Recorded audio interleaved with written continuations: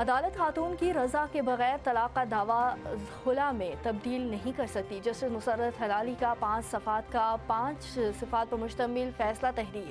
Chief justice یحییٰ آفریدی کا فیصلے سے اتفاق۔ 2 رکنی بینچ نے طلاق کیس میں فیملی کورٹ اور پشاور ہائی کورٹ کا فیصلہ کالعدم قرار دے دیا۔ درخواست گزار خاتون کو حق مہر کی 12 لاکھ کی رقم دینے کا حکم۔ عدالت نے کہا شوہر نے بیوی کو نان نفقہ بھی فراہم نہیں کیا۔ جرح کے دوران خاتون کی کردار کشی کی گئی۔ یہ تمام عوامل قانونی طور پر ظلم کے زمرے میں آتے ہیں۔ ان حالات میں خاتون کا شوہر کے ساتھ رہنے سے انکار نافرمانی نہیں۔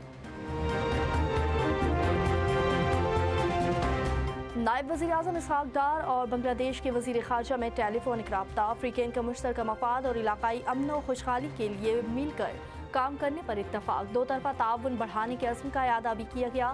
ترجمان دفتر خارجہ کے مطابق دونوں رہنماؤں میں باہمی تعلقات، تجارت، معاشی تعاون پر تبادلہ خیال ہوا۔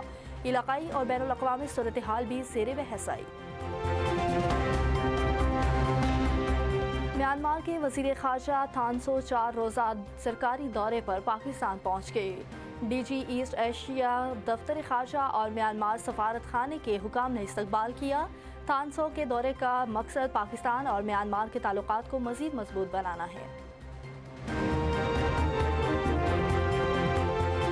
نظم و ضبط اور قانون کی سنگین خلاف ورزیوں کا شعبہ۔ چین کے 2 فوجی جنرلز تحقیقاتی ریڈار پر آ گئے۔ چینی صدر کا فوری تحقیقات کا حکم۔ چینی وزارت قومی دفاع کے مطابق سینٹرل ملٹری کمیشن کے وائس چیئرمین جنرل چانگ یوشیا اور جوائنٹ سٹاف ڈپارٹمنٹ کے چیف آف سٹاف جنرل لیو چن لی کے خلاف تفتیش شروع کر دی گئی ہے۔ کارروائی چین کی سینئر عسکری قیادت کے خلاف اب تک کی سب سے بڑی اغتصابی مہم قرار۔ ایک ہی وقت میں 2 سورج طلوع، حیران کن منظر کیمرے کی آنکھ نے محفوظ کر لیا۔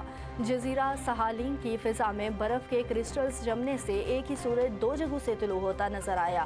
اچانک 2 سورج نمودار ہونے پر شہری حیران رہ گئے۔ غیر معمولی منظر سینکڑوں شہریوں نے دیکھا۔ سہالین میں درجہ حرارت -23 ڈگری سینٹی گریڈ تک گرنے کا امکان ہے۔